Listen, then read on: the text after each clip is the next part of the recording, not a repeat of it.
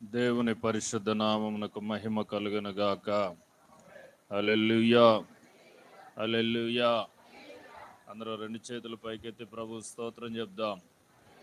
హల్లెలూయా.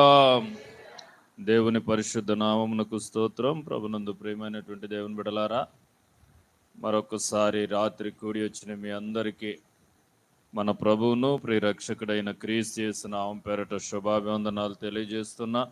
దేవుని ఉచిత కృపా కరుణా వాత్సల్యతను బట్టి కనికరం కలిగిన దేవుడు మరొకసారి మీతో కలిసి ఘనమైన దేవుని నామాన్ని హెచ్చించటానికి అల్పుడనైన నాకు దేవుడిచ్చిన ధన్యకరమైన సమయాన్ని బట్టి దేవుని స్తుతిస్తున్నా. నన్ను మీ మధ్యలోనికి ఆహ్వానించిన దైవ సేవకులు యోబయ్య గారికి, వారి కుటుంబానికి ప్రత్యేకమైన వందనాలు తెలియజేస్తున్నా. మంచిది ప్రియ దేవుని బిడలారా, దేవుని సన్నిధిలో ఈ ఉపవాస ప్రార్థన పండుగ దినాలలో ఈ రీతిగా ఈ 50 దినాలు దేవుని సన్నిధిలో దేవుని కలిసి దేవుని మందిరంలో అలాగే ఇంటింటిను కూడి ప్రార్థన చేయటానికి ప్రభు మీకు ఇచ్చిన ఈ శ్రేష్టమైన తరుణాన్ని బట్టి దేవుని స్తుతిస్తూ ఉన్నాను. ఈ రాత్రి కొద్ది నిమిషాలు దేవుని లేఖనాలు కలిసి నేర్చుకుందాం. మన ధ్యానం నిమిత్తమై పరిశుద్ధ గ్రంథంలో ఆదికాండం 28వ అధ్యాయం 19వ వచన భాగాన్ని, అలాగే 32వ అధ్యాయం 30వ వచనాన్ని ఈ రాత్రి మన ధ్యానం నిమిత్తమై ఈ 2 వచన భాగాలను చదువుకుందాం. మొదటిగా ఆదికాండం, పరిశుద్ధ గ్రంథమైన బైబిల్ ఉన్న వారందరూ తెరిచి చూద్దాం. 28వ అధ్యాయం 19వ వచనం నేను చదువుతున్నాను, జాగ్రత్తగా గమనించండి. మరియు అతడు ఆ స్థలమునకు బేతేలను పేరు పెట్టెను. అయితే మొదట ఆ ఊరి పేరు లూజు. అలాగే ఆదికాండం 32వ అధ్యాయం 30వ వచనం 31వ వచనం చదువుతున్నాను, దయచేసి గమనించండి. ఆదికాండం 32వ అధ్యాయం 30వ వచనం 31వ వచనం. యాకోబు, నేను ముఖాముఖిగా దేవుని చూచి తిని, అయినను నా ప్రాణము దక్కినదని ఆ స్థలమునకు పెనియేలను పేరు పెట్టెను. అతడు పెనియేలు నుండి సాగిపోయినప్పుడు సూర్యోదయమాయను. అప్పుడతడు తొడకుంటుచూ నడిచెను. హల్లెలూయా. దేవుని బిడలారా, చదువుకున్న లేఖన భాగాలు ఆదికాండంలో 28వ అధ్యాయం 19వ వచనం, 32వ అధ్యాయం 30, 31 వచన భాగాలు చదువుకున్నాం. చదువుకున్నటువంటి భాగంలో ఒక స్థలం, మొదటి స్థలానికి యాకోబు పేరు పెడుతున్నాడు. ఇది బేతేలు. ముందుగా దాని పేరు లూజు అని రాయబడి ఉంది. బేతేలు అని పేరు పెట్టాడు. రెండవ స్థలానికి కూడా దేవుని సన్నిధిలో నేను ముఖాముఖిగా దేవుని చూచి తిని, అయినను నా ప్రాణము దక్కినదనుకొని ఆ స్థలమునకు పెనుయేలను పేరు పెట్టెను. అతడు పెనుయేలు నుండి సాగిపోయినప్పుడు సూర్యోదయం ఆయనని, ఆ తరువాత అతడు తొడకుంటుచూ నడిచెను అన్నటువంటి మాటలను చదువుకున్నాం. ఇప్పుడు దేవుని బిడలారా, మనందరికీ తెలిసినట్లుగానే యాకోబు దేవుని సన్నిధిలో వారి తల్లిదండ్రులైనటువంటి ఇస్సాకు, రిబ్కాలు దేవుని సన్నిధిలో ఆ సంతానం లేనటువంటి పరిస్థితుల మధ్యలో దేవుని సన్నిధిలో అడిగి పొందుకున్నటువంటి సంతానం. సహజంగా గర్భఫలం కొరకు స్త్రీలు బాగా ఏడ్చి ప్రార్థన చేస్తారు, ఆశతో కనిపెడతారు.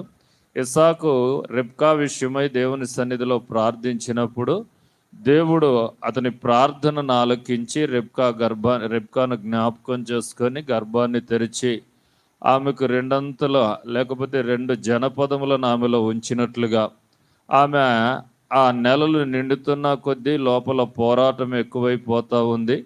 ఈ బాధను భరించలేక దీని అంతమేమిటో తెలుసుకుందాం అన్నట్లుగా, ఈ బాధ భరించటం కంటే చచ్చిందే మేలు కదా అన్నట్లుగా తన హృదయంలో ఆలోచన పుట్టినప్పుడు, అయినా ఒకసారి దేవుని కనుక్కుందాం అన్నట్టుగా దేవుని సన్నిధిలోనికి వెళ్ళినప్పుడు దేవుడు ఆమెతో మాట్లాడినటువంటి మాట, నీ గర్భంలో 2 జనపదాలు ఉన్నాయి. మొదటివాడు, పెద్దవాడు చిన్నవాడికి దాసుడవుతాడు, చిన్నవాడు గొప్పవాడవుతాడు అని ఆ తల్లితో ఆ చెప్పినటువంటి మాటను విన్నది. మొత్తానికి గర్భంలో నుండే పోరాటం మొదలైపోయింది. యాకోబు పోరాడుతూ ఉన్నాడు, పెనుగులాడుతూ ఉన్నాడు. ఆ దేవుని చిత్తానుసారంగా ఏశావే ముందుకొచ్చాడు. వాని మడిమ పట్టుకొని యాకోబు వచ్చాడు. భూమి మీదకి వచ్చిన తరువాత కూడా దేవుని సన్నిధిలో యాకోబు యొక్క ఆశ ఎప్పుడు పెద్దవాడు అయిపోవాలా, గొప్పవాడిని అయిపోవాలా అన్న తపనతో తన మనసు నిండా అవే ఆలోచనలతో నింపుకొని వాటి కొరకు ఎదురు చూస్తూ ఉన్నాడు. వాటి కొరకు ఆశతో కనిపెడతా ఉన్నాడు. సమయం వచ్చినప్పుడల్లా కూడా ఆ ప్రయత్నాలు కొనసాగిస్తూనే ఉన్నాడు. ఇది మనందరికీ తెలిసినటువంటి విషయమే. మొత్తానికి పెరిగారు, పెద్దోళ్ళు అయ్యారు. యాకోబు ఆ గుడారపు వాసి అయి తల్లిదండ్రుల దగ్గర నివాసం చేస్తూ ఉంటే ఏశావు అరణ్యపు వాసి అయి అరణ్యంలో నివాసం చేస్తూ వేటాడుతూ తన జీవన యాత్రను కొనసాగిస్తూ ఉన్నాడు. ఒక దినమందు ఏశావు అరణ్యంలో వేటాడి ఆకలితో ఇంటికి వచ్చేటాలకి తమ్ముడు యాకోబు చక్కటి కలగూర వంటకం వండుకుంటా ఉంటే వాడు వెంటనే ఒక్క పూట కూటి కోసం జ్యేష్ఠత్వపు హక్కుని అమ్మివేసుకొని నేను బ్రతికిన దానికంటే చచ్చేటట్టుగా ఉన్నాను, ఈ ఆహారం కోసం జ్యేష్ఠత్వం అమ్మేసుకున్నటువంటి స్థితి మనం ఎరుగుదాం. ఆ తరువాత యాకోబు ఏశావుకు రావాల్సినటువంటి దీవెనలన్నీ పొందుకొని తండ్రిని మోసం చేసి దీవెనలు పొందుకొని ఆ బయటికి రావటం, ఏశావు యాకోబు దీవెనలు పొందుకున్న మరుక్షణమే ఆ తండ్రి దగ్గరికి వెళ్ళి దీవెనల కోసం ఏడవటం, కన్నీరు పెట్టడం, ఇస్సాకు చెప్పటం.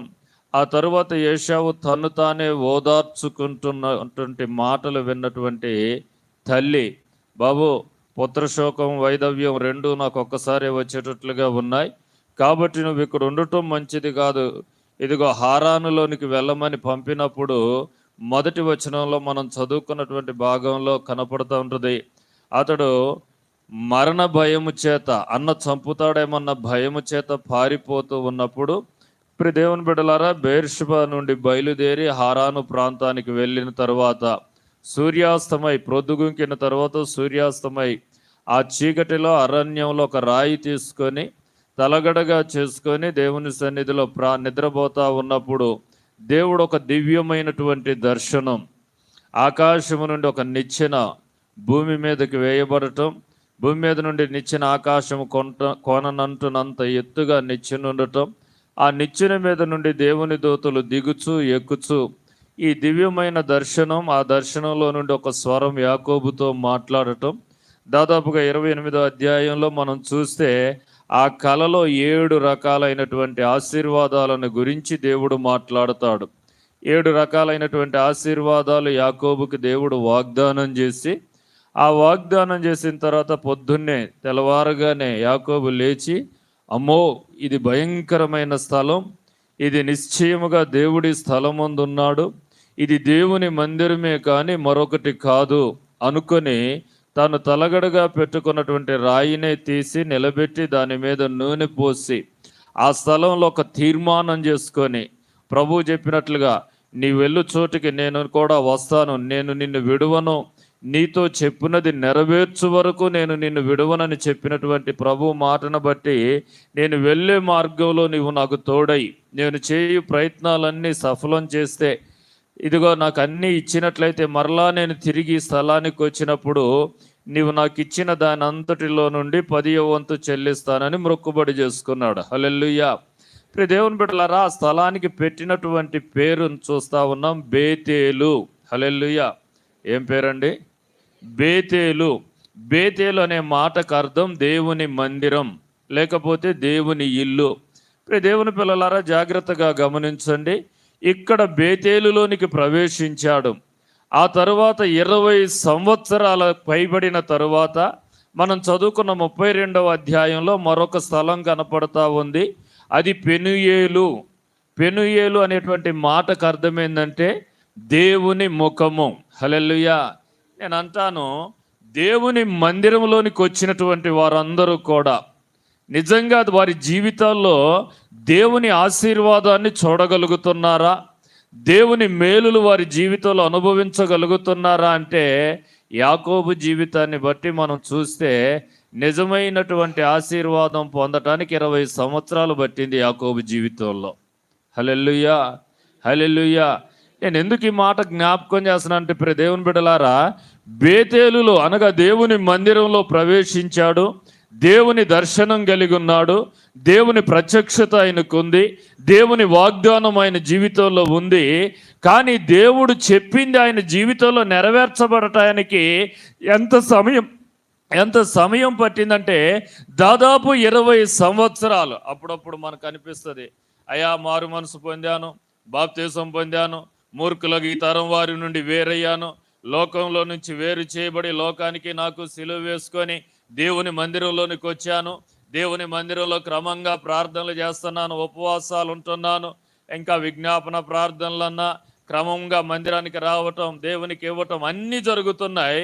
కానీ నిజమైనటువంటి దేవుని ఆశీర్వాదం నా జీవితంలో చూడగలుగుతున్నానా అంటే చాలాసార్లు మన నోట నుండి వచ్చేటువంటి మాట ఏంటంటే, పొందుతున్నామండి నిజమైనటువంటి ఆశీర్వాదం, నిజమైనటువంటి దేవుని సంతోషం, నిజమైనటువంటి దేవుని ఆనందం మన బ్రతుకులో చూడగలుగుతున్నామా అంటే నేను ఒక మాట చెప్పగలను యాకోబు జీవితం నుండి.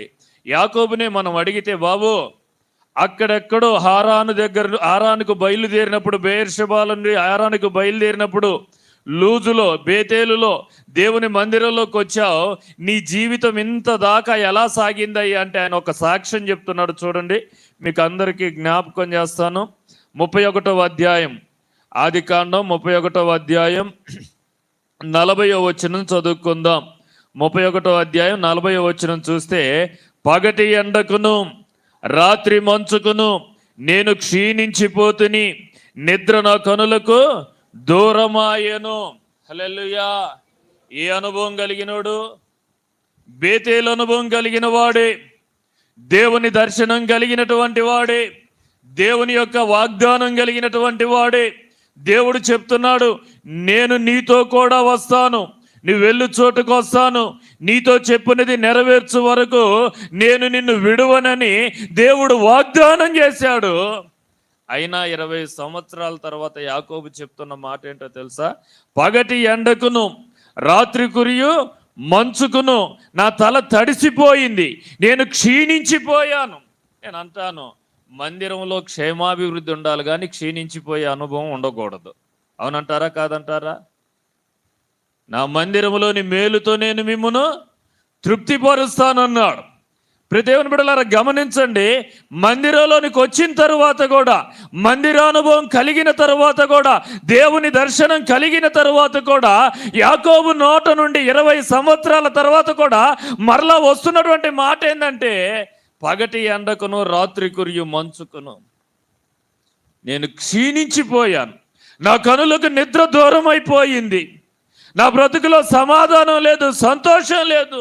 నేను అంటాను, ఎందుకు ఇలాంటి దుస్థితి, ఎందుకు ఇలాంటి పరిస్థితి యాకోబు జీవితంలో?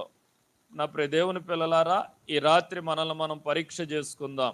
నిజమే, దేవుని మందిరానికి వచ్చాం, సంఘంలో చేర్చబడ్డాం, క్రీస్తు రక్తంలో కడగబడ్డాం, మూర్ఖులకి ఈ తరం వారి నుండి వేరయ్యాం, పరిశుద్ధ జనాంగంగా లోకంలో పిలువబడతా ఉన్నాం, పరిశుద్ధపరచబడిన జనాంగంగా లోకానికి కనబడతా ఉన్నాం.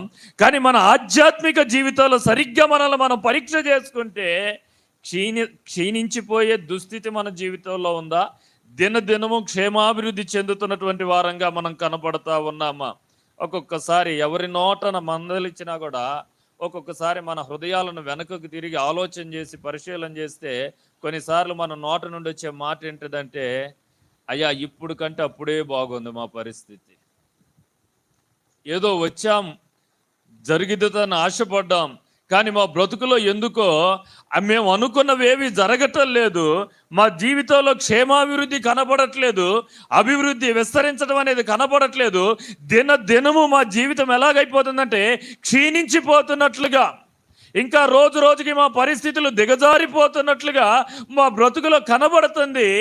ఎందుకు ఇలా జరుగుతుందో మాకు అర్థం కావట్లేదండి, లోపం ఎక్కడుందో మాకు అర్థం కావట్లేదండి అనేటువంటి వారు చాలా మందిని చూస్తూ ఉన్నాం.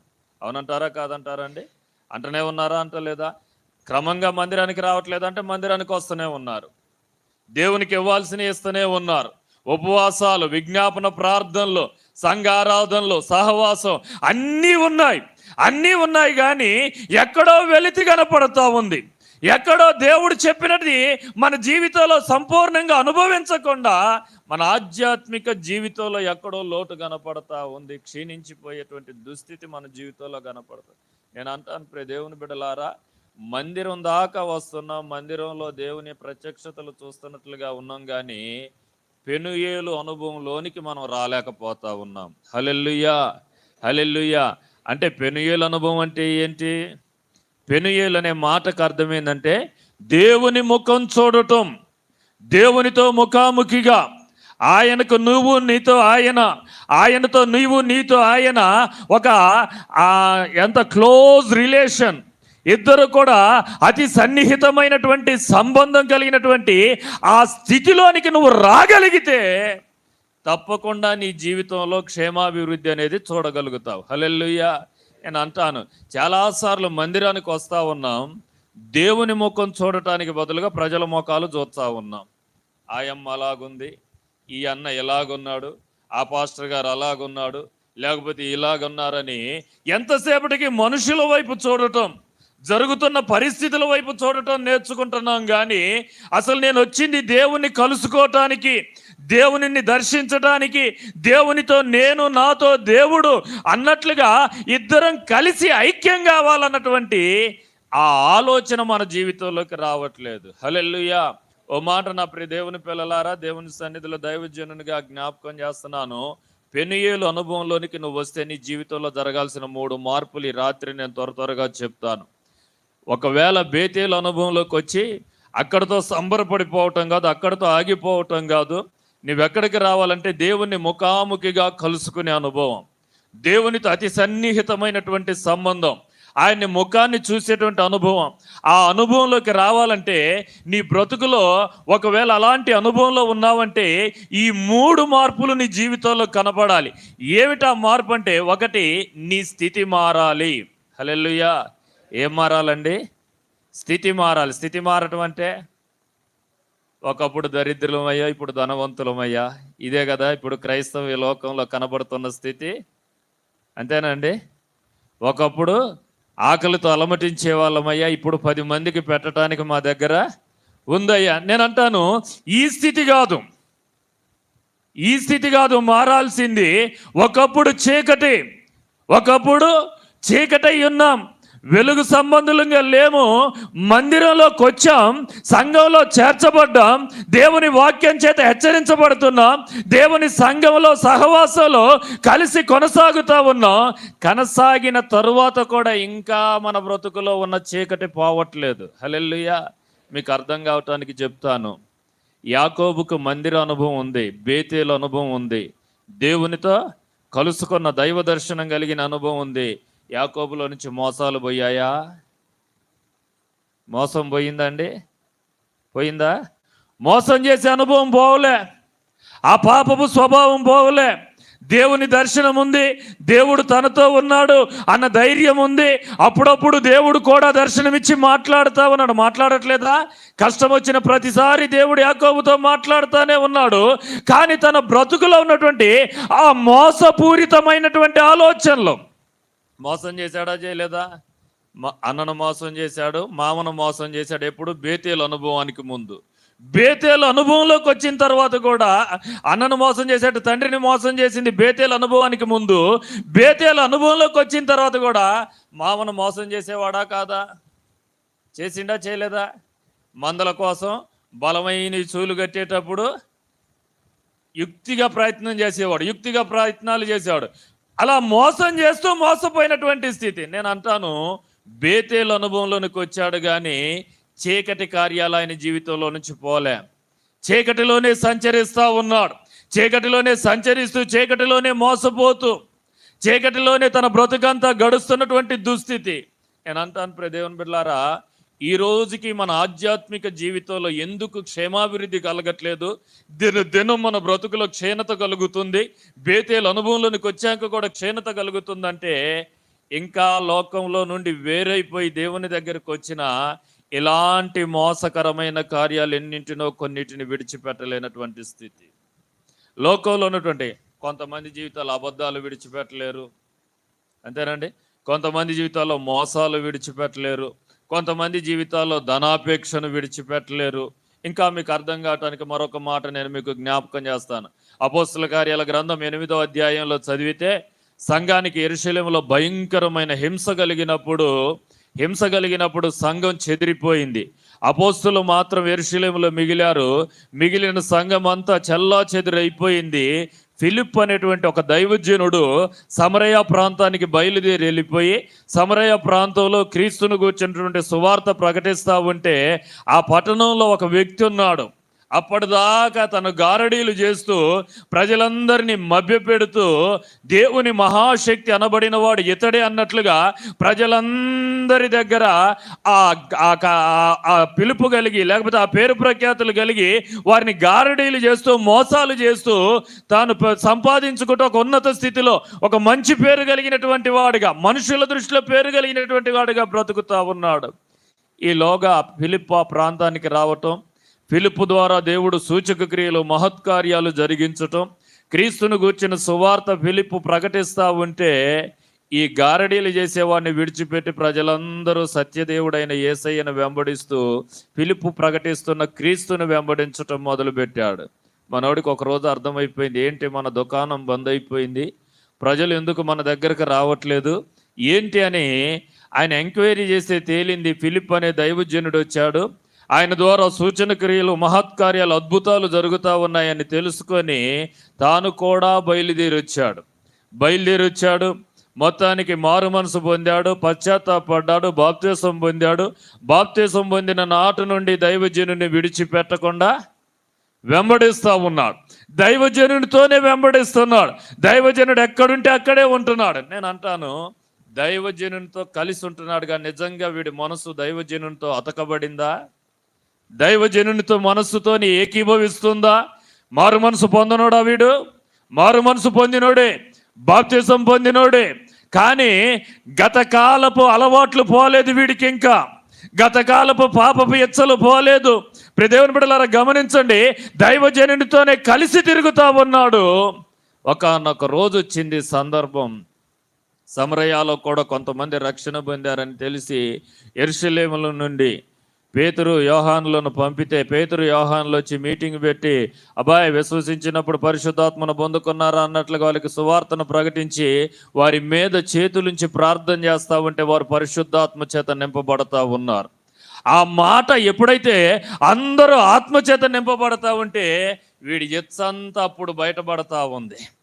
వాడి కోరిక, వాడికి ఉన్నటువంటి ఆ ఆశ, నేను గొప్పవాడిని కావాలన్నటువంటి ఆ దురాశ వాడి జీవితంలో నుంచి పోలేదు కనుక వెంటనే పరిగెత్తుకొని పోయి, ఎప్పుడు పరిగెత్తుకొని పోయాడో, ఎట్లా ఉరికొచ్చాడో కానీ కొంత వెండి తెచ్చి, ద్రవ్యం తెచ్చి అపోస్తుల పాదాల దగ్గర పెట్టేసి, అయ్యా ఈ వరం నాకు కూడా కావాలి, నేను ఎవరి మీద చేతులు ఉంచుతానో వాడు పరిశుద్ధాత్మ పొందుకునేటట్లుగా ఈ వరాన్ని నాకు ఇవ్వండి. నేను అంటాను, ప్రియదేవుని బిడ్డలారా, మారు మనసు పొందినోడే కదా, బాప్తిసం పొందినోడే కదా, దైవజనునితో సహవాసం చేస్తున్నోడే కదా, ఇన్ని చేస్తా ఉన్నా వాడి లోపల ఉన్నటువంటి చీకటి ఆలోచనలు, వాడి లోపల ఉన్నటువంటి దేవునికి ఆయాసకరమైనటువంటి ఆలోచనలు సమయం వచ్చేదాకా లోపలే దాచుకున్నాడు. ఎప్పుడైతే ఆ దినం కనపడదో వెంటనే తీసుకొచ్చి అపోస్తల పాదాల దగ్గర పెట్టేసి అంటుంటే పేతురు అంటాడు, బాబు నువ్వు ఘోర దుష్టత్వంలోను దుర్నీతి బంధకాల్లోనూ ఉన్నట్లుగా కనపడుతుంది. నీ హృదయం దేవుని ఎదుట సరైనది కాదు. ఈ నీ చెడుతనాన్ని మానుకొని పశ్చాత్తాపడు, ఒకవేళ ఆయన్ని వేడుకో, ఆయన నిన్ను క్షమిస్తాడేమో. నేను అంటాను, దేవుని పిల్లలారా జాగ్రత్తగా గమనించండి. ఇలాంటి ఎన్నో విడిచిపెట్టకుండా రంగు మార్చుకున్నటువంటి పాపాలు మన జీవితంలో. క్రమంగా మందిరానికి వస్తానే ఉన్నాం, క్రమంగా దేవుని సన్నిధిలో ఎదుగుతున్నట్లుగానే కనబడుతున్నాం, దేవుని మాటలు వింటున్నాం.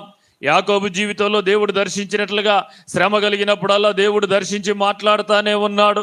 నేను అంటాను, భౌతిక సంబంధమైన ఆశీర్వాదాలన్నీ వచ్చాయి, యాకోబుకి రాలేదా?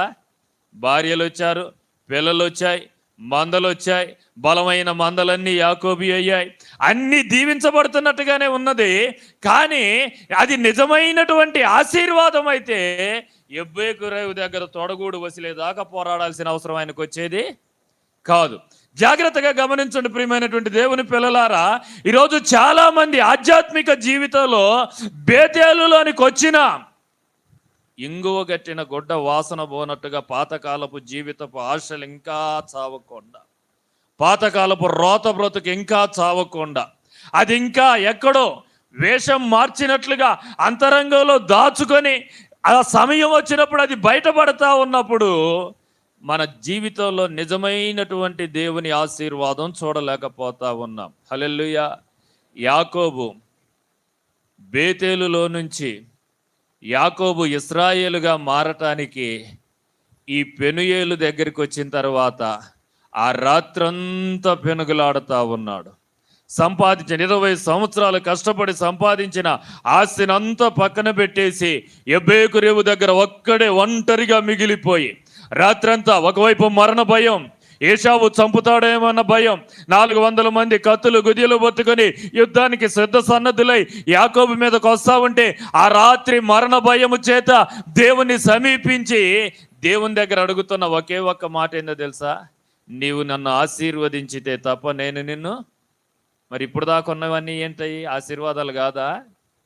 ఏమండి, ఆస్తులు పెరిగితే, అంతస్తులు పెరిగాయి, సంతానం వృద్ధి చెందింది, ఇవన్నీ కూడా పనికిరావు. నేను అంటాను, ఆపద్దినాన్ని ఆస్తి అక్కడికి రావటంలే.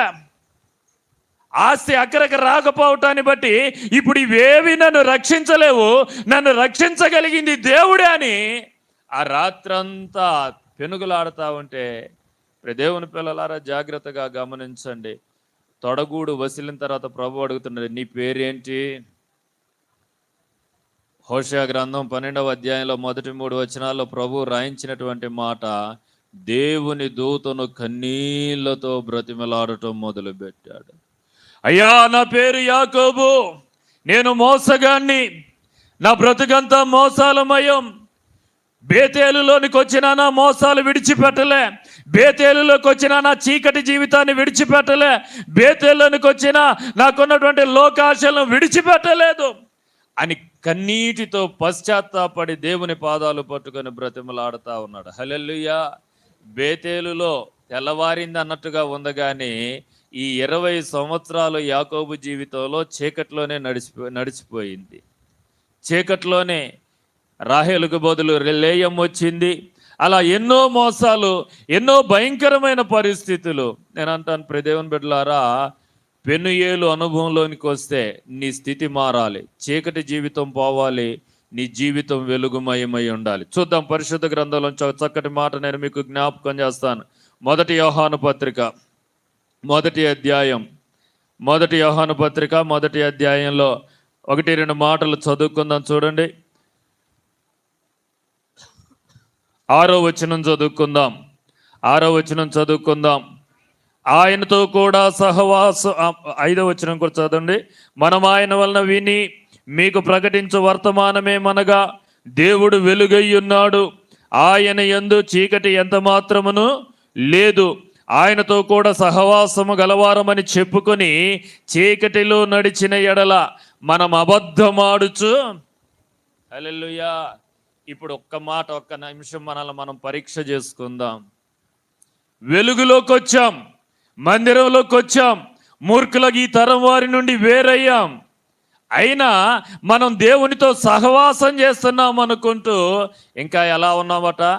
అబద్ధమాడుచు చీకటిలోనే నడుస్తూ, సత్యాన్ని జరిగించకుండా, వాక్యం మన జీవితంలో కనబడనీయకుండా. కనబడటం అంటే మెడలో కట్టుకొని, లేకపోతే చొక్కాల మీద బట్టల మీద వేసుకొని రాసుకొని పూసుకొని తిరగటం అని కాదు, కానీ నిన్ను చూసినప్పుడు ప్రజలు నీలో నుండి దేవుని వాక్యాన్ని చూసి వీరు దేవుని పిల్లలయ్యా, వీరు దేవుని పరిశుద్ధులయ్యా అని చెప్పగలిగినట్లుగా నీ క్రియలలో మార్పు కనబడినప్పుడు. హల్లెలూయా, హల్లెలూయా. నేను అంటాను దేవుని పిల్లలారా జాగ్రత్తగా గమనించండి. మారు మనసు పొంది మందిరంలోకి చేర్చబడ్డ, బేతేలు అనుభవంలోకి వచ్చిన, ఇంకా అక్కడ అన్నటువంటి మాట, మనం అబద్ధమాడుచు సత్యమును జరిగింపుకుందుము. అయితే ఆయన వెలుగులో ఉన్న ప్రకారం మనమును వెలుగులో నడిచిన ఎడల మనము ఆయనతో అన్యోన్య సహవాసం గలవారమై. ఏ సహవాసం అంట? అవసరానికి కొద్దిగా సహవాసం చేసేవాళ్ళం కాదు, అప్పుడప్పుడు సహవాసం చేసేవాళ్ళం కాదు. నేను అంటాను, ఎంతమంది అన్యోన్య సహవాసం కలిగినటువంటి వారంగా ఉన్నాం. ఆయనకు వేరుగా నేను లేను, నాకు వేరుగా ఆయన లేడు. ఎలా అన్యోన్య సహవాసం? యోహాను సువార్త 15వ అధ్యాయంలో చెప్తా ఉంటాడు, నా యందు మీరును, మీ యందు నా మాటలను. ఆయనలో మనం, మనలో ఆయన మాటలు నిలిచుండాలి. అన్యోన్య సహవాసం అంటే మనల్ని చూసినప్పుడు, నేను అంటాను ప్రియ దేవుని బిడ్డలారా, జాగ్రత్తగా గమనించండి.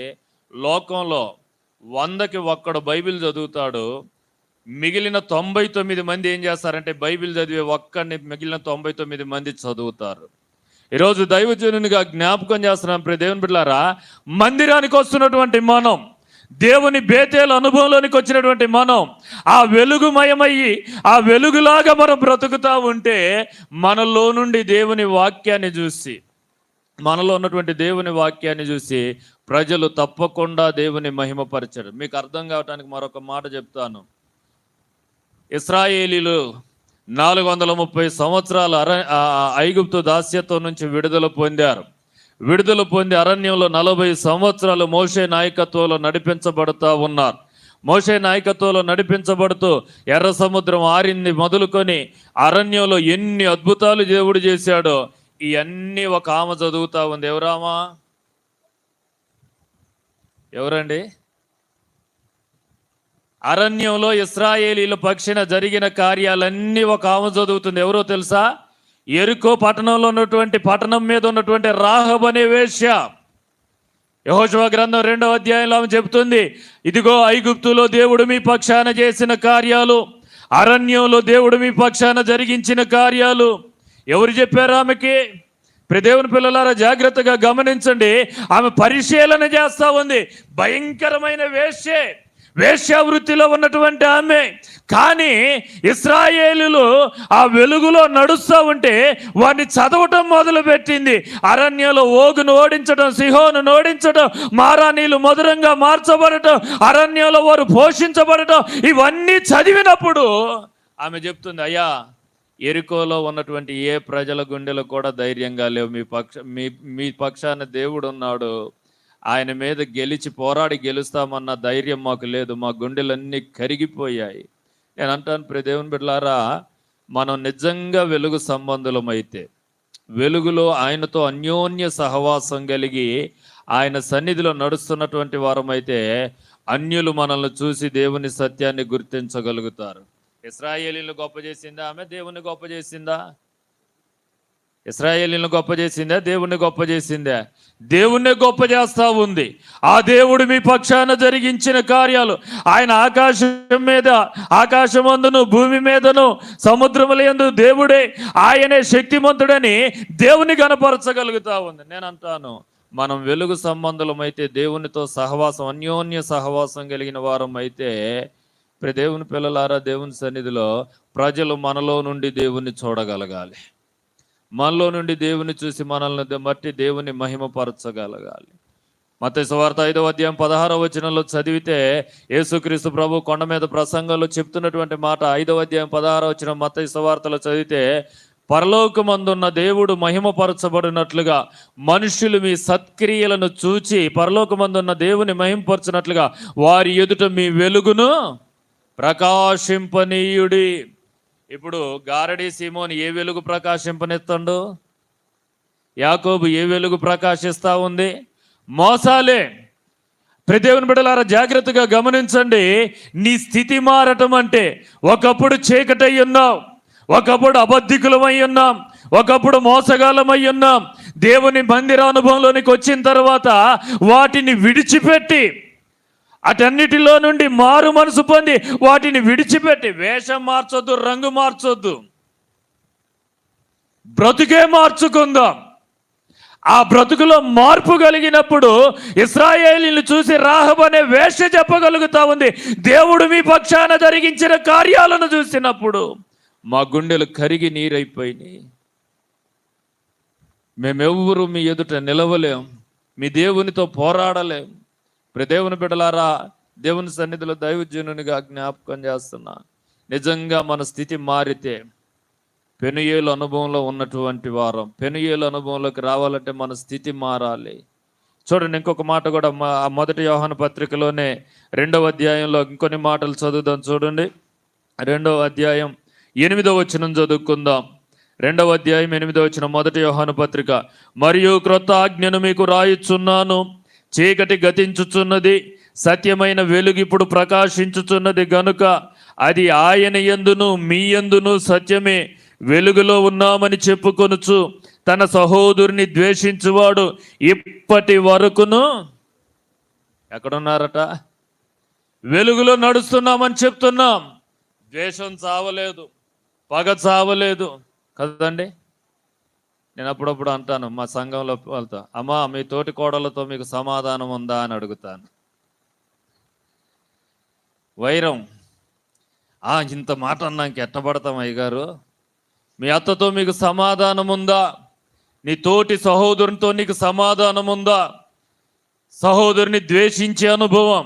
వెలుగులో నడుస్తున్నామని చెప్పుకుంటూనే 9వ వచనం చూడండి, వెలుగులో ఉన్నామని చెప్పుకొనుచు తన సహోదరుని ద్వేషించువాడు ఇప్పటికిని చీకటిలోనే ఉన్నాడు. తన సహోదరుని ప్రేమించువాడు వెలుగులో ఉన్నాడు, అతని యందు అభ్యంతర కారణమేది లేదు. తన సహోదరుని ద్వేషించువాడు చీకటిలోనే ఉండి చీకటిలోనే నడుస్తూ చీకటి అతని కన్నులకు గ్రుడ్డితనము కలుగజేసిన గనుక తానెక్కడికి పోవుచున్నాడో వానికి తెలియదు. దేవుని పిల్లలారా, జాగ్రత్తగా గమనించండి. ఎందుకు మన జీవితంలో క్షీణించిపోయే అనుభవం మందిరంలోకి వచ్చిన తర్వాత అంటే కూడా లోకానికి వెలుగు సంబంధంలా కనపడుతున్నాం.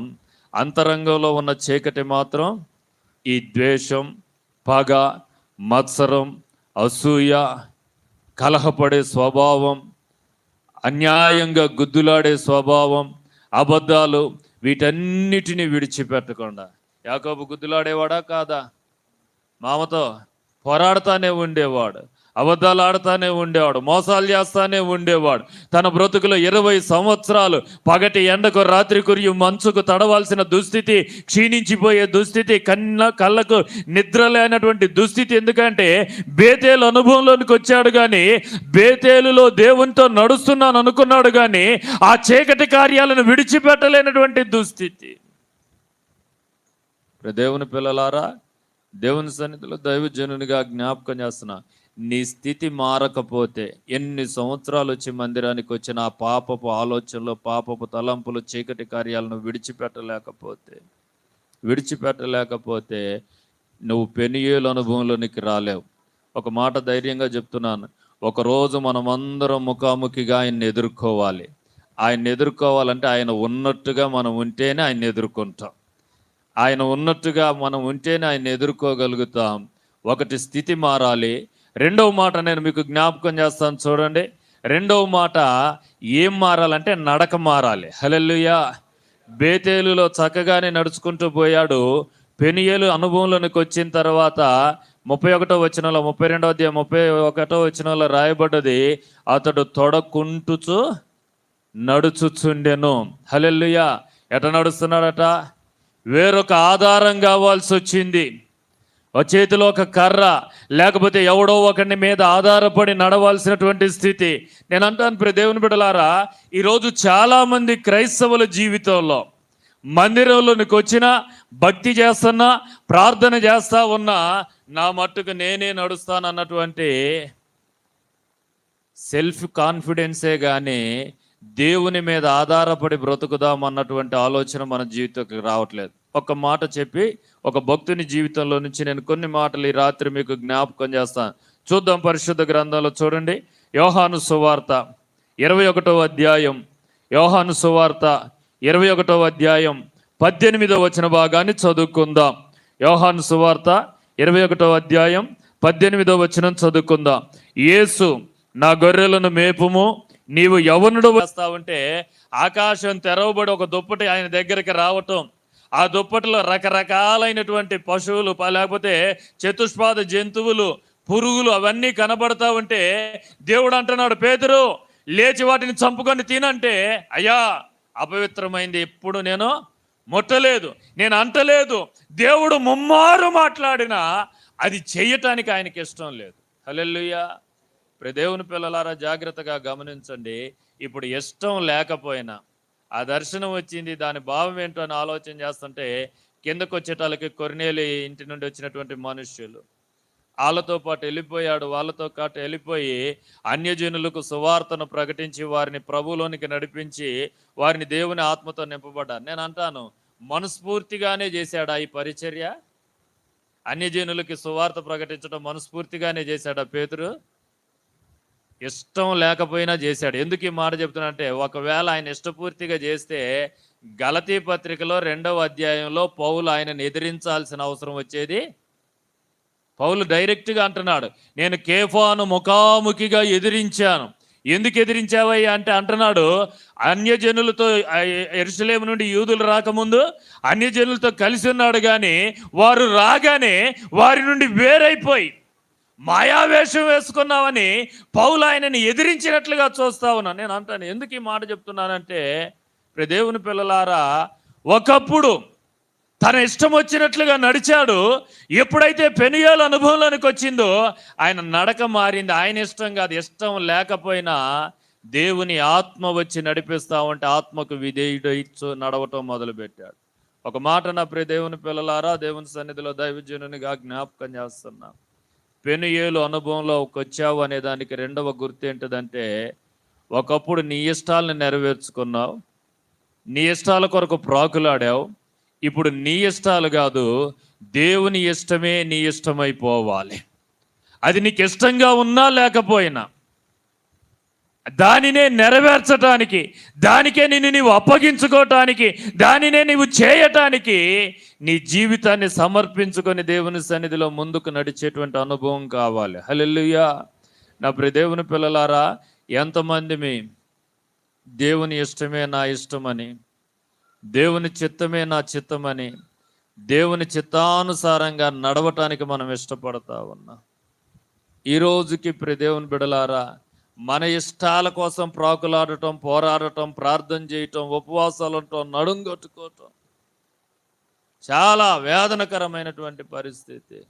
నేను ఎరుగుదును కొంతమంది జీవితాల్లో దేవుని బిడ్డలారా, వారి ఇష్టాల కోసం నడుం కట్టుకొని 40 రోజులు, 50 రోజులు, 80 రోజులు ఉపవాసాలు ఉండి దేవుని మీద పెనుగులాడి పోరాడి సాధించింది ఏదన్నా వారి జీవితంలో ఆశీర్వాదకరంగా ఉందంటే అది వారికి ఆశీర్వాదకరంగా లేదు. నా దేవుని పిల్లలారా, దేవుని సన్నిధిలో దైవజనునిగా జ్ఞాపకం చేస్తున్నాను, నీ నడక మారాలి, నీ ప్రవర్తన మారాలి. ఒకప్పుడు లోకంలో నీ ఇష్టం వచ్చినట్లుగా యవనుడిగా ఉన్నప్పుడు నీకు ఇష్టం వచ్చిన చోటికల్లా నువ్వు వెళ్ళిపోయావు పేతురు. కానీ నువ్వు ముసలివాడైనప్పుడు, అంటే ముసలివాడైపోవటం కాదు దాని ఉద్దేశం, నేను కాదు నువ్వే నాకు సహాయం చేయమని దేవుని తట్టు చేతులు ఎత్తే దేవునికి అప్పగించుకోవటం. నేను అంటాను, మందిరం అనుభవంలోకి వచ్చిన మనం పెనుయేలు అనుభవంలోకి రావాలంటే మందిరంలోకి వచ్చిన మనం పరిశుద్ధాత్మ దేవునికి మనల్ని మనం సంపూర్ణంగా అప్పగించుకోవాలి. పరిశుద్ధాత్మ దేవుడు ఏది చేయమంటే అది చేయటానికి ఆత్మ వలన నడిపించబడే వారముగా, ఆ ఆత్మ గాలి తనకిష్టమైన చోటికి వెళ్ళినట్లుగా ఆ ఆత్మ మనల్ని కొనిపోతా ఉన్నప్పుడు ఆయన ఇష్టాన్ని నెరవేర్చడానికి మనల్ని మనం అప్పగించుకోతాం. నేను ఆ మాటను గురించి చెప్పడానికి చాలా విషయాలు ఉన్నాయి. యెహెజ్కేలును ఒకరోజు ఎత్తుకొని పోయి దేవుని ఆత్మ, ఆ యెహెజ్కేలు గ్రంథాన్ని చూస్తూ ఉంటే, దేవుని ఆత్మ నా మీదకి వచ్చింది, ఆయన హస్తం నన్ను బలపరిచి ఎండిన ఎముకల లోయలోనికి తీసుకొని పోయింది. అలా ఎన్నో అనుభవాలు. ఎండిన ఎముకల లోయలోనికి తీసుకొని పోయి యెహెజ్కేలు ఆ ఎండిన ఎముకల లోయలో అటు ఇటు తిప్పేసి, ఇదిగో ఈ ఎండిన ఎముకలు బ్రతుకుతాయా అంటే యెహెజ్కేలు ఏమంటున్నాడు, నాకేం తెలుసు నాయన, నీకే తెలియను, ప్రభువు యెహోవాది నీకే తెలియను. అయితే ఎండిన ఎముకలతో మాట్లాడమంటే వాటికి ఏమైనా చెవులు ఉన్నాయా? ఏమండి, అవి ఎలా వింటాయి ప్రభువా అని ఒక్క మాట కూడా మాట్లాడలేదు. కానీ ఆయన ఏది చెప్తే అది చేయటమే. ఎండిన ఎముకల్లారా యెహోవా మాట ఆలకించండి అని ప్రకటించంటే నోరు మూసుకొని అలాగే దేవుని ఆత్మకు తాను అప్పగించుకొని మాట్లాడటం మొదలుపెట్టాడు. ఆయన ఎప్పుడైతే ఆత్మ చేత నడిపించబడతా ఉన్నాడో ఎండిన ఎముకలే సజీవమైనటువంటి లెక్కకు మిక్కిలి మహాసైన్యమై లేచి నిలిచి దేవుని స్తుతించేటువంటి సమూహం అయిపోయింది. హల్లెలూయా. నేను అన్నా దేవుని బిడలారా, ఈరోజు మన ఆధ్యాత్మిక జీవితంలో ఎందుకు వెలితి, ఎందుకు క్షీణించిపోయే అనుభవం, క్షేమాభివృద్ధి చెందాల్సినటువంటి మన ఆధ్యాత్మిక జీవితం క్షేమాభివృద్ధి అనేది కనపడట్లేదు, ప్రమాదకరంగా మారుతుంది. ఎందుకయ్యా అంటే దేవుని ఆత్మ చేత, దేవుని ఆత్మ సహాయంతో నడవాల్సినటువంటి మనం ఆయనకు అప్పగించుకోవటానికి ఇష్టం లేదు. నేను యేసుక్రీస్తు ప్రభువుని గురించి ధ్యానం చేస్తూ ఉన్నప్పుడు 3 మాటలు నాకు బాగా నా హృదయాన్ని చాలా తాకినటువంటివి. మత్తయి సువార్త, మార్కు సువార్త, లోకా సువార్తలో భక్తులు యేసుక్రీస్తు 40 రోజులు ఉపవాసం ఉండి ప్రార్థన చేసిన తర్వాత దేవుని ఆత్మ ఆయన్ని ఎలా నడిపించిందో 3 మాటలు రాశారు. ఒకటి, దేవుని ఆత్మ అరణ్యంలో యేసు ప్రభువుని నడిపించుకుంటూ పోయేది అపవాది చేత శోధించబడటానికని ఒక భక్తుడు రాస్తే, నడిపించినని మరొక భక్తుడు రాశాడు త్రోసుకొని పోయెను అని చదువుతాం. 3వ భక్తుడు రాశాడు మోసుకొని పోయెను అని చదువుతాం. మొదట నడిపించెను, తర్వాత త్రోసుకొని పోయిన అంటే బలవంతంగా, ఇష్టం లేకపోయినా బలవంతంగా తోసుకొని పోయెను. 3వ భక్తుడు రాస్తూ అంటాడు ఆయన ఆత్మ ఆయనను మోసుకొని పోయెను. అంటే నేను అనుకుంటాను, ముందేమో ఇష్టంగా నడిచాడు, తర్వాత నా వల్ల కాదయ్య అంటే ఆత్మ వెనుకుండి బలంగా నెట్టేశాడు ఆ శోధనల్లోకి. ఆ తర్వాత ఇక నా వల్ల కాదయ్యా అని కోలబడితే ఎత్తి భుజాల మీదకి ఎక్కించుకొని మోసుకొని పోయి అపవాది శోధనను జయించటానికి దేవుని ఆత్మ ఆయన్ని నడిపించేది. హల్లెలూయా. నేను అంటాను ప్రియ దేవుని బిడ్డలారా, నా చిన్నతనంలో వెంకటాపురం అనేటువంటి ఊరు మా పెద్దమ్మమ్మ వాళ్ళ ఊరు ఉండేది. చిన్నపిల్లలుగా ఉన్నప్పుడు మా తాతయ్య మా దగ్గరకు వచ్చి తీసుకొని పోయాడు. ఆ ఊరికి ఎప్పటికీ కూడా బస్ రూట్ లేదు, ఏవి వెహికల్స్ ఉండవు, దాదాపు 3 కిలోమీటర్లు నడిచిపోవాలి. మేము వెళ్తా ఉన్నప్పుడు మా తాతయ్య తీసుకొని పోయేవాడు. చిన్నపిల్లలం కదా, చాలా చిన్నపిల్లలం. వెళ్తా ఉన్నప్పుడు మా తాతయ్య చెయ్యి పట్టుకొని రే బాయ్ నడవరా అంటే కొద్ది దూరం నడిచేవాళ్ళం. సహజంగా ఉత్సాహంతో ఎంతసేపు నడుస్తాం, 1 పర్లాంగో 2 పర్లాంగులో నడుస్తాం. 2 పర్లాంగులు నడిచిన తర్వాత తాతయ్య నా చేత కావట్లేదు, కాళ్ళు నొప్పులు లేస్తున్నాయి, చేతులు నొప్పులు లేస్తున్నాయి, నా వల్ల కావట్లేదు అంటే ఆయన చెయ్యి పట్టుకునేవాడు. చేయి పట్టుకుని ఇదిగో ఇక్కడ దాకా నడవరా, ఆ తర్వాత నేను మోసుకొని పోతా. లేదు నన్ను ఎత్తుకో అంటే లేదు అక్కడ దాకా నడవరా అని ఇంకొక 1/2 కిలోమీటర్ చేయి పట్టుకొని నడిపించాడు. ఇక ఆ తర్వాత మేము ఏం చేసేదంటే నడవటం మా వల్ల కాదని కోలబడి కింద కూర్చుంటే ఆయన 6 అడుగులు ఎత్తుంటాడు. నాకన్నా కొంచెం ఎత్తుకునే ఉంటాడు మా తాత. ఎత్తి ఈ భుజాల మీద ఎక్కించుకొని ఇక చేరాల్సిన గమ్యం అంతా చేర్చేవాడు. హల్లెలూయా. ఎందుకు ఈ మాట చెప్తున్నానంటే కొన్నిసార్లు మనకు ఎదురవుతున్న పోరాటాల మధ్యలో, ఆత్మచేత నడిపింపబడుతున్నప్పుడు మనకు ఎదురయ్యే శోధనల మధ్యలో ఆరంభంలో బాగానే నడుస్తాం, కొంత తర్వాత దేవుడు త్రోసుకొని పోతుంటే బలవంత పెడితే నడుస్తాం. ఒకవేళ నా వల్ల కాదని కాడి పడేసిన దేవుడు ఏం చేస్తాడంటే తన పిల్లలకు విజయం ఇవ్వటానికి అవసరమైతే భుజాల మీద ఎక్కించుకొని మోసుకొని తీసుకొని అవతలకు పోతాడు. హల్లెలూయా. నా ప్రియ దేవుని పిల్లలారా, దేవుని సన్నిధిలో దైవజనునిగా జ్ఞాపకం చేస్తున్నా, మన నడక మారిందా? బేతేలుకు వచ్చాం, యాకోబులాగానే పరుగులెత్తుతున్నామా? లేక పెనియేలుకు వచ్చిన తర్వాత వేరొక సహాయం, దేవుని సహాయం అడుగుతూ పేతురుతో దేవుడు అంటున్నాడు, నువ్వు చేతులు చాపుదు, వేరొకడు వచ్చి నీ నడుం కడతాడు. ఈరోజు నా ప్రియ దేవుని పిల్లలారా, దేవుని సన్నిధిలో దైవజనునిగా జ్ఞాపకం చేస్తాను, పెనుయేలు అనుభవంలోనికి వస్తే మారాల్సింది ఒకటి, నీ స్థితి మారాలి. ఒకప్పుడు చీకటి, ఇప్పుడు నువ్వు వెలుగుమయమై ఉండాలి నీ జీవితం. లోకం నిన్ను చదువుతున్నప్పుడు, లోకం నిన్ను పరీక్షిస్తున్నప్పుడు, లోకం నిన్ను పరిశీలన చేస్తున్నప్పుడు ఏ చీకటి కార్యం నీ జీవితంలో కనపడకూడదు. దేవుడే నీలో నుండి కనపడతా ఉండాలి. నేను అంటాను 33వ అధ్యాయంలోకి వచ్చిన తర్వాత ఒకప్పుడు యాకోబు మోసగాళ్లాగా కనపడ్డాడు ఏశావుకి. 33వ అధ్యాయంలోకి వచ్చాక అంటాడు, దేవుని ముఖం చూసినట్టుగా నిన్ను చూస్తున్నాను అంటాడు. ఎవరిని చూసినట్టు చూస్తుండట? దేవుని ముఖం చూసినట్టుగా నీ ముఖాన్ని నేను చూస్తున్నాను అంటే యాకోబులు ఎవరు కనపడుతున్నారు? ఇప్పుడు ఏశావుకి దేవుడు కనపడుతూ ఉన్నాడు. అంతటి మార్పు దేవుని పిల్లలారా మనల గురించి మన పక్కోళ్ళు చెప్పగలిగినట్లుగా ఉందా? అలాంటి మార్పు మన జీవితంలో కలుగుతూ ఉందా? 3వ మార్పు చెప్పిన మాటలు నేను ముగిస్తాను. పేరు మారాలి. ఏం మారాలండి? ఏం మారింది? ఒకప్పుడు యాకోబు, ఇప్పుడు ఇశ్రాయేలు. హల్లెలూయా. పేరు మారాలంటే వెంకటేశ్వర్లు తీసేసి ఇంకోటేదో పెట్టుకోవటం కాదు. హల్లెలూయా. మా సంఘంలో బాప్తీసాలు ఇయగానే వెంటనే వాళ్ళు నన్ను అడిగేది, అయ్యగారు నా పేరు మారు అంటారు. నేను ఒక్కరికి కూడా పేరు మారవను. వాళ్ళు ఏ పేరుతో ఎన్నాళ్ళు పిలువబడ్డారు ఆ పేరు మారను. కానీ నేను అంటాను, పేరు మారవా అయ్యగారు, నా పేరు మారలేదు, ఆ పేరు బాగలేదంటే, అమ్మ పేరు కాదు మారాల్సింది, నీ బతుకు మారాలి. ఇప్పుడు నుంచి నీ ఊరోళ్ళు నేను చదువుతున్నప్పుడు నీకున్న పేరు చెడ్డ పేరు, ఇప్పటిదాకా నీకు ఒక పేరు ఉంది, ఒక భయంకరమైన వ్యక్తి అనే పేరుంది, అబద్ధాలు ఆడేవాడి పేరుంది, మోసగాడివనే పేరుంది, కుటుంబాలను నాశనం చేసే వ్యక్తి అని పేరుంది. ఇప్పుడు నీ పేరేం కావాలంటే ఆ పేరు పోయి నిన్ను గూర్చి ఒక కొత్త సాక్ష్యం నీ ప్రజల మధ్యలో నుంచి రావాలి. హల్లెలూయా. సమరయ స్త్రీని ఒకప్పుడు ఆ ఊరోళ్ళందరూ ఏమనేవాళ్ళు? కొంపలు కూల్చేది, చిచ్చు పెట్టేది, అంతేనా కదా? ఎంత అసహ్యంగా చూసేవాళ్ళు, ఒక చీడ పురుగులాగా చూసేవాళ్ళు. ఎప్పుడైతే దేవునితో ముఖాముఖిగా ఆ యాకోబు బావి దగ్గర ఆమె దేవునితో గడిపిందో, ఆ ముఖ దర్శనంలో ఆమె పాపాలన్నీ ఒప్పుకుందో, ఇప్పుడు ఆమె ఊర్లోకి వెళ్ళిపోతే ఆమె చెప్తున్నటువంటి మాటలను బట్టి అమ్మా అని పిలవగలిగినటువంటి, అదే నోటితో అమ్మా అని పిలవగలిగినట్లుగా ఆమె జీవితంలో మార్పు కనపడతా ఉంది. హల్లెలూయా.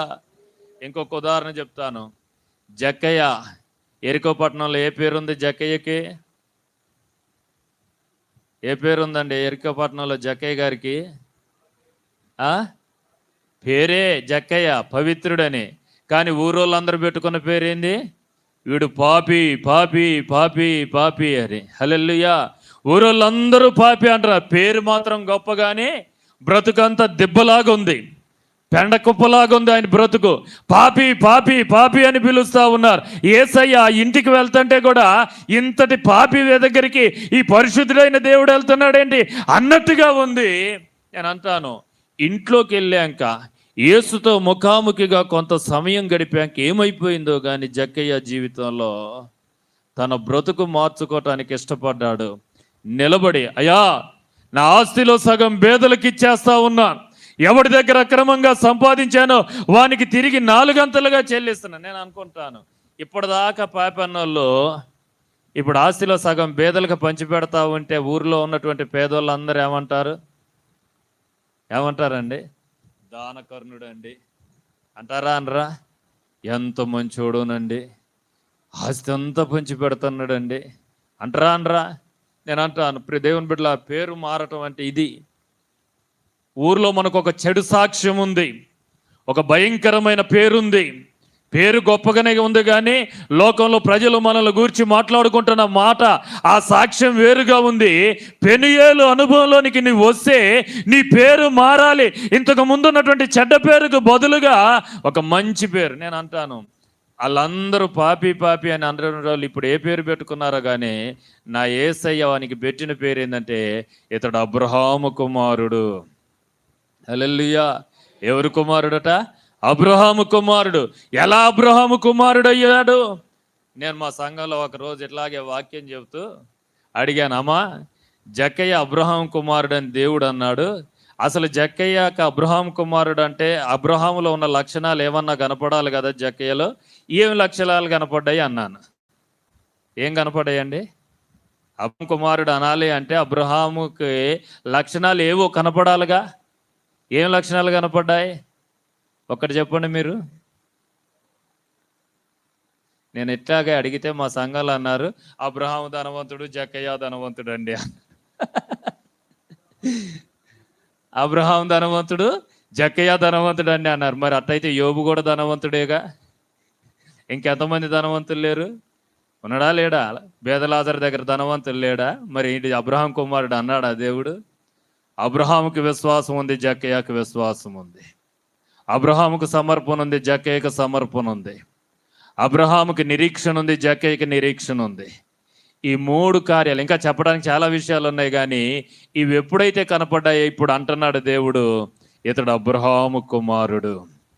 నా ప్రియ దేవుని పిల్లలారా, రాత్రి దైవజనునిగా జ్ఞాపకం చేస్తున్నా, మందిరానికి రాకముందు నీకు ఒక పేరుంది.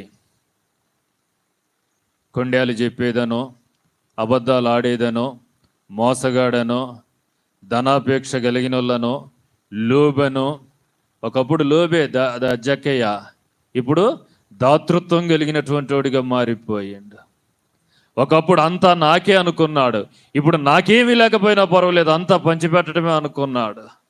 నా ప్రియ దేవుని పిల్లలారా, జాగ్రత్తగా గమనించండి. దేవుని సన్నిధిలో దైవజనునిగా జ్ఞాపకం చేస్తున్నా, ఏది మన పేరు మారింది? మనల గురించి లోకం ఏం సాక్ష్యం ఇస్తా ఉంది? మన గురించి లోకం ఏం సాక్ష్యం ఇస్తా ఉంది? ఇంకొక మాట చెప్తాను. భక్తుడు బిలామును గురించి చదువుతున్నప్పుడు నాకు వేదన అనిపిస్తుంది. ఆరంభంలో మంచి పేరుంది కదా, ఎంత మంచి పేరు! ఆయన నోట నుండి ఏది వస్తే అది దేవుని ప్రవక్త, దేవుని నోట, ఆయన నోట నుండి వచ్చింది ప్రతిదీ దేవుడు నెరవేరుస్తాడు. విచిత్రం ఏంటో తెలుసా? దేవునితో ముఖాముఖిగా కలిసిన లోపల ఉన్న ధనాపేక్ష చావకపోవటాన్ని బట్టి ఆయన ముగింపు పేరేంటో తెలుసా? సోదెగాడు, నరహంతకుడు. నరహంతకుడు, సోదెగాడైనటువంటి బిలాము. ఇలాంటి చెడ్డ పేరు కాదు మనకు రావాల్సింది. దేవుని మందిరానికి వచ్చిన తర్వాత, దేవునితో సహవాసం చేస్తున్న తర్వాత, పెనియేలు అనుభవంలోనికి వస్తే నీ పేరు మారాలి. అనగా లోకంలో నీకున్నటువంటి చెడ్డ పేరు పోయి ప్రజల మధ్యలో ఒక మంచి పేరు కలిగిన వ్యక్తిగా, మంచి సాక్ష్యం కలిగిన వ్యక్తిగా, నిన్ను గూర్చి ప్రజలు చూసినప్పుడు నిన్ను గూర్చి చెప్పగలిగినట్లుగా, సుగంధ తైలము కంటే మంచి పేరు. ప్రభు చెప్పినటువంటి మాట, నీకు మంచి పేరు కలగజేస్తానని. ఆ మంచి పేరు రావాలంటే దేవుని సన్నిధిలో దేవునితో ముఖాముఖిగా కలుసుకున్నప్పుడు, ఆయన ముఖదర్శనంలో నీ రహస్య పాపాలు కనబడినప్పుడు, పశ్చాత్తాపడి కన్నీళ్లతో ఆయన పాదాల దగ్గర సాగిలపడి ఏడ్చినప్పుడు, యాకోబు జీవితంలో అది జరిగింది. అందుకు ఆయన స్థితి మారిపోయింది. అందుకే ఆయన జీవితంలో నడక మారిపోయింది. అందుకే ఆయన జీవితంలో పేరు మారిపోయింది.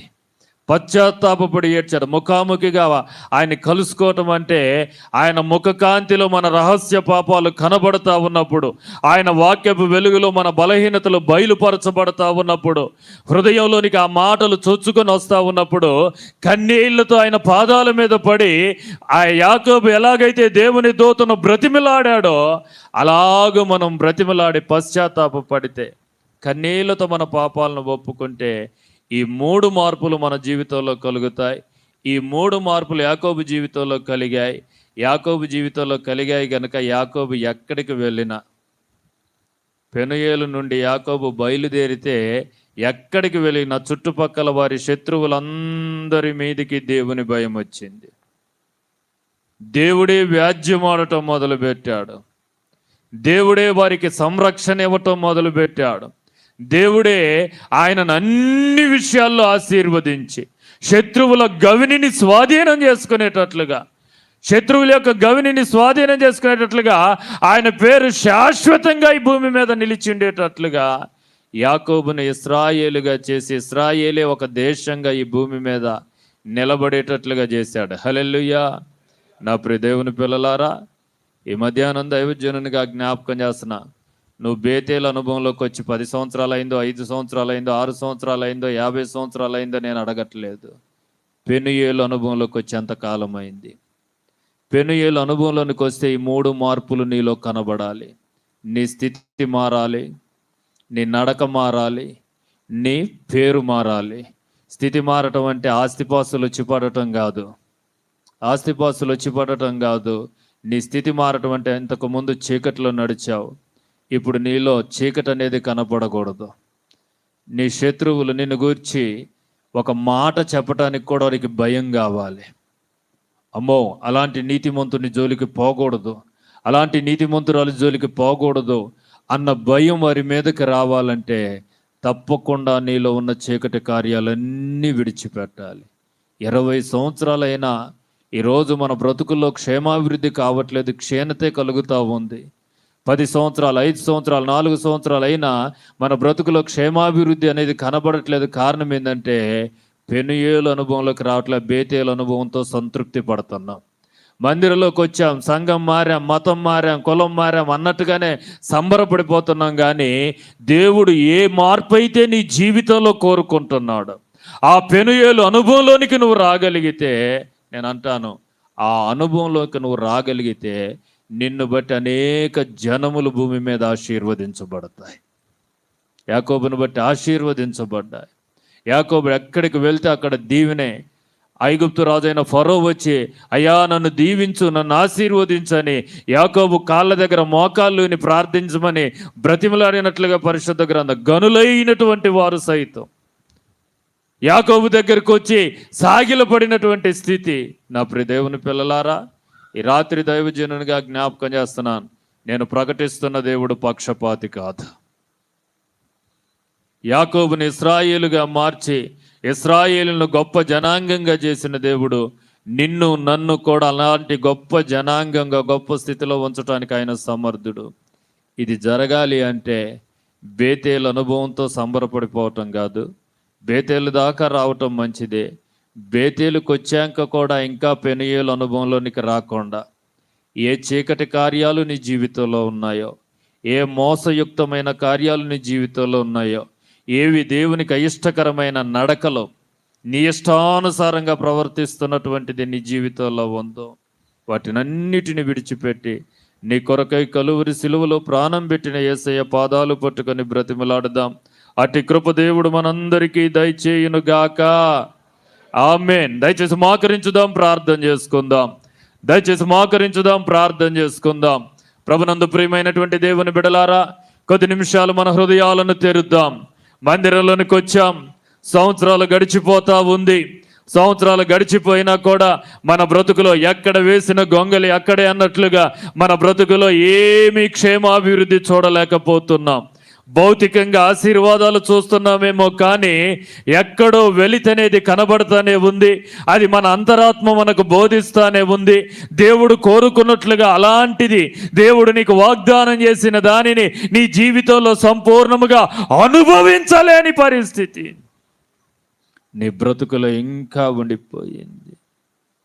అందుకే రాత్రి పగలు ప్రయాసపడతా ఉన్నా, చిల్లు సంచిలో వేసినట్లుగానే నీ జీవితం, అరకొరగానే నీ బ్రతుకు, సంపూర్ణమైన దేవుని ఆశీర్వాదం అనుభవించలేనటువంటి దుస్థితి.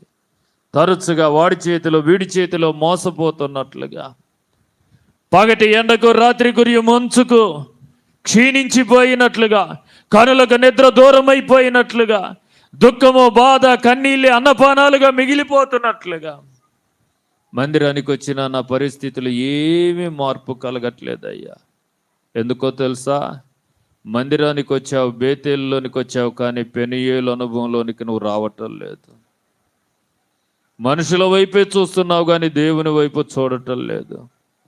దేవునితో నీకు ముఖాముఖి అనుభవం లేదు. ఆయనతో ఏకాంతంగా గడిపే అనుభవం లేదు. ఆయనలో నీవు, నీలో ఆయన ఐక్యమయ్యే పరిస్థితి లేదు. అలాంటి పరిస్థితిలోనికి నువ్వు రాలేకపోతే నీ జీవితంలో నువ్వు చేసిన ఈ భక్తి అంతా నిష్ప్రయోజనమైపోతుంది. ఒకరోజు ప్రభు నేను నిన్ను ఎన్నడూ ఎరగను అనేటువంటి ఆ మాట నీ ముఖం మీద చెప్పే దుస్థితి నీ జీవితంలోకి వస్తుంది. ఆ దుస్థితిని జీవితంలోకి రావాలంటే పెనుయేలు అనుభవం కావాలి. ప్రభువును ముఖాముఖిగా చూడాలి. ముఖాముఖిగా చూడకుండా ఎన్నో కార్యాలు చేయొచ్చు. యెషయా 5 అధ్యాయాలు అనేక దేశాలకు సువార్త ప్రకటించాడు, కానీ ప్రయోజనం ఏంటి? 6వ అధ్యాయంలో ముఖాముఖిగా దేవుణ్ణి చూచిన తరువాత, ఆ దర్శనం కలిగిన తరువాత యెషయా పరిచర్యే మారిపోయింది. యేసుక్రీస్తును గూర్చిన ప్రత్యక్షతలు ఆయనకి దొరికాయి. ఆయన జననం, మరణం, పరిచర్య, పునరుద్ధానం, తిరిగి 1000 ఏండ్ల పాలన దాకా అన్ని చూడగలిగాడు. ఎలా? యెషయా జీవితంలో దేవుడు కలిగి ఉన్న ఉన్నతమైన దర్శనాన్ని చూడటానికి కొన్ని సంవత్సరాలు పట్టింది. అనేక దేశాలకు ప్రకటించినాడు. కానీ ఉజ్జియా చనిపోయిన తర్వాత, అనగా గర్వం చనిపోయిన తర్వాత, అతిశయం చనిపోయిన తర్వాత, ఈరోజు ఏదో ఒక అహంభావం అడ్డుబండగా నిలిచిపోయింది దేవుని ముఖాముఖిగా నిన్ను కలవనీయకుండా. దేవుని బిడ్డ, ఈ రాత్రి ఒప్పుకొని విడిచిపెడతావా ప్రభు పాదాల దగ్గర? అవునయ్యా, వెలుగు సంబంధిగా కనబడుతున్నాను కానీ అబద్ధాలు విడిచిపెట్టలేదు. వెలుగు సంబంధిగా కనబడుతున్నాను కానీ నా సహోదరుని ద్వేషించే ద్వేషం నాలో నుండి చావలేదు. మోసం చావలేదు. ధనాపేక్ష చావలేదు. ధనమే నాకు ఒక విగ్రహం అయిపోయింది. దాని కొరకే ప్రాకులాడుతున్నట్లుగా ఉంది. నన్ను క్షమించు ప్రభువా, నా స్థితి మార్చుకుంటాను. నీ దగ్గరికి వచ్చినట్లుగానే ఉన్నాను, వాక్యం వింటున్నట్లుగానే ఉన్నాను. ఉపవాసాలు, ప్రార్థనలు, విజ్ఞాపన ప్రార్థనలు, ఆత్మకూడికలు అన్నిట్లో పాలు పంపులు పొందుతున్నాను. ఇంకా నా ఇష్టాలే నెరవేర్చుకుంటున్నాను. నీ ఇష్టానికి సంపూర్ణంగా నేను అప్పగించుకోలేదు. నా చేతులు చాచి నీ తట్టు నీకు అప్పగించుకునే స్థితి నా జీవితం లేదు. నా స్వశక్తి మీద, నా సొంత భక్తి మీద, నా సొంత జ్ఞానం మీదే ఆధారపడి నడుచుకుంటున్నాను. పేతురు అలా నడుచుకున్నంత కాలం భంగపడిపోయాడు. ఎప్పుడైతే చేతులెత్తి ప్రభువుకి ఆత్మకు అప్పగించుకున్నాడో క్రీస్తు కొరకు గొప్ప కార్యాలు చేయగలిగాడు. యవ్వనుడిగా ఉన్నప్పుడు నీకు ఇష్టం వచ్చినట్టుగా నువ్వు నడుచుకున్నావు. ఇప్పుడు నీవు చేతులు చాపితే వేరొకడు వచ్చి నీ నడుము కట్టి నీకిష్టం కాని స్థలాలకి తీసుకొని పోయి, నీకిష్టం కాని పనులు చేయటానికి, ఇష్టం కాని స్థలాలకి నిన్ను నడిపిస్తాడు, మోసుకొని పోతాడు. అలా దేవుని ఆత్మ మోసుకొని పోవటానికి మనల్ని మనం దేవుని ఆత్మకు అప్పగించుకుంటున్నామా? క్షమించయ్యా, ఇంకా నా ఇష్టాలని నేను నెరవేర్చుకుంటున్నాను. నీ ఇష్టానికి నేను అప్పగించుకోలేని స్థితిలో ఉన్నాను. ఒకప్పుడు లోకంలో ఏ పేరు ఉందో ఈ రోజుకి మందిరంలోకి వచ్చాక అదే పేరు, అదే మోసగత్తని, అదే అబద్ధికురాలని, అబద్ధికుడని, మోసగాడని లోకంలో మనకున్నటువంటి చెడ్డ పేరును మార్చుకున్నామా? ఆ పేరును మార్చుకుందాం. నా ప్రవర్తన చక్కదిద్దుకుంటానయ్యా. పేరు జక్కయ్యాయే కానీ ఊరంతా పాపి పాపి పాపి అనేటువంటి దుస్థితి.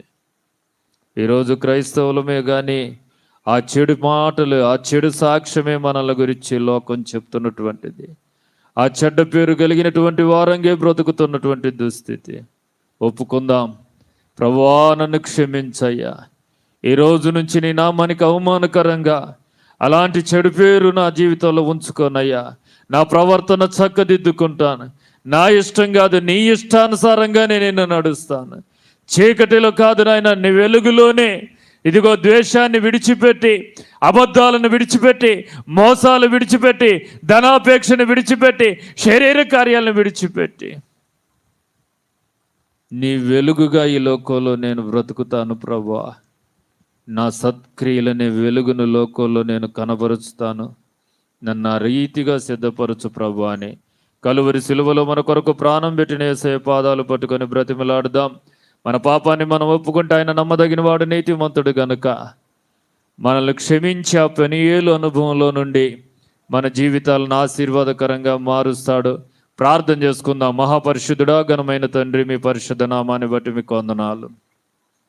జీవాధిపతి, మరొకసారి రాత్రి నీ కృపాసనం ఎదుటకు వచ్చి నిన్ను స్తుతించి ఆరాధించటానికి అల్పులమైన మా ఎడల మీరు చూపిన నీ అత్యున్నతమైన కృపకై మీకు వందనాలు. ప్రార్థనతో ప్రారంభించిన ఈ కూడికలో, పాటల్లోనూ, ప్రార్థనల్లోనూ, ఆరాధనలోనూ మీ సన్నిధి మాతో ఉంచి యాకోబు జీవితం ద్వారా మీరు మాతో మాట్లాడుతూ వచ్చిన నీ మాటలను బట్టి మిమ్మల్ని స్తుతిస్తున్నాం. యాకోబు బేతేలులోనికి వచ్చినా కూడా నాయనా తండ్రి, పెనూయేలు అనుభవంలోనికి రావటానికి 20 సంవత్సరాలు. ఈ 20 సంవత్సరాల్లో ఎంతో వేదన, దుఃఖం, కన్నీరే అన్నపానాలుగా నాయన పగటి ఎండకు, రాత్రి కురియు చినుకులకు, రాత్రి కురియు మంచుకు తన తల తడిసిపోయి క్షీణించి కనులకు నిద్ర దూరమైపోయి ఎన్నో వేదనకరమైన పరిస్థితులు. దానికి కారణం తన చీకటి బ్రతుకును విడిచిపెట్టకపోవటాన్ని బట్టి, తన మోసకరమైన ఆలోచనలు విడిచిపెట్టకపోవటాన్ని బట్టి, తన యుక్తులు కుయుక్తులను విడిచిపెట్టకపోవటాన్ని బట్టి అని ఈ రాత్రి తేటగా మాతో మాట్లాడుతూ వచ్చావు. పెనూయేలు అనుభవంలోనికి రావటం అనగా మా స్థితి మారాలని. ఒకప్పుడు చీకటయ్యున్న మేము మందిరంలోకి వచ్చిన తర్వాత వెలుగు సంబంధులముగా మేము నడుచుకుంటే నాయన ఒకప్పుడు నాయన మాకు ఇష్టమైనట్టుగా నడిచిన మేము మందిరంలోకి వచ్చిన తర్వాత నీకిష్టమైన రీతిలో మేము నడుచుకున్నప్పుడు నాయన తండ్రి, ఒకప్పుడు ప్రవ్వా ఇదిగో నాయన తండ్రి, ఒక చెడు పేరు కలిగినటువంటి వారంగా ఈ లోకంలో బ్రతికిన మేము నీ సన్నిధికి వచ్చిన తర్వాత ఒక మంచి పేరు కలిగి ఉండినట్లుగా బ్రతకాలని ఈ రాత్రి తేటగా మీరు మాతో మాట్లాడుతూ వచ్చావు. ఈ పెనుయేలు అనుభవంలోనికి మేమందరం రావటానికి సహాయం చేయండి.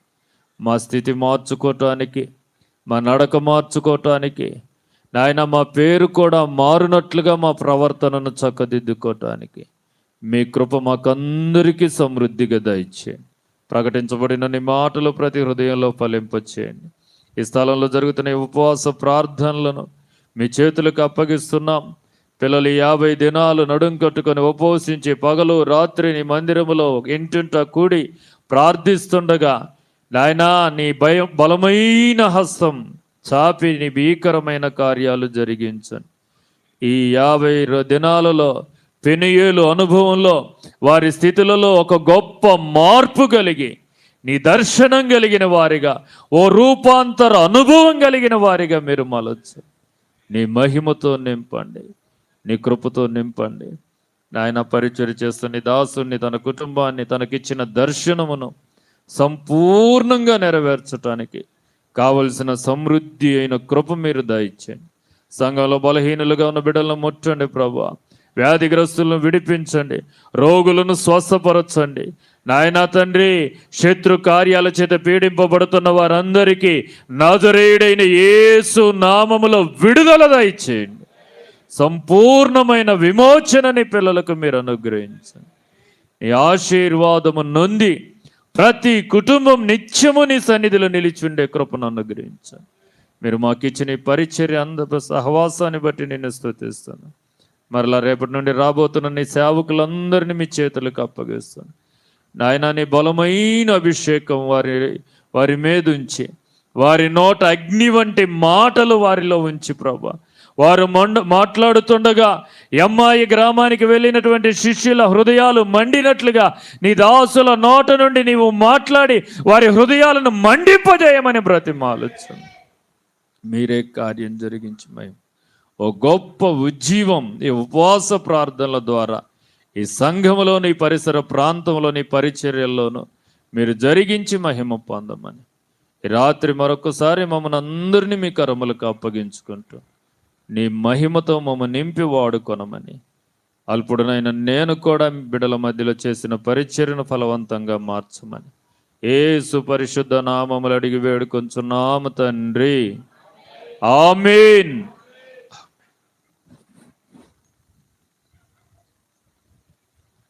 అలాగే ఉందాం. ఆశీర్వాదం. మన తండ్రి అయిన దేవుని ప్రేమ, ఆయన కుమారుడైన యేసుక్రీస్తు ప్రభువారి కృప, పరిశుద్ధాత్మ యొక్క దేవుని యొక్క అన్యోన్య సహవాసం, సన్నిధి, సమాధానం, నెమ్మది, ఆదరణ కూడి ఉన్న మనందరికీ, మన కుటుంబాలకును, మనకు కలిగిన ఈవులకును, సకల లోక పరిశుద్ధులకును, ఈ స్థలంలో జరుగుతున్న ఈ 50 దినాల ఉపవాస ప్రార్థనలకు తోడయ్యుండి సత్యమందు ప్రతిష్ఠించి నడిపించునుగాక. ఆమేన్. యేసు రక్తమే జయం, ప్రవేశ రక్తమే జయం, ప్రవేశ నామమునకు సంపూర్ణ విజయం కలుగునుగాక. అందరం చెప్దాం amen, amen, hallelujah, hallelujah. Praise the lord. దేవుడు మీ అందరిని దీవించును.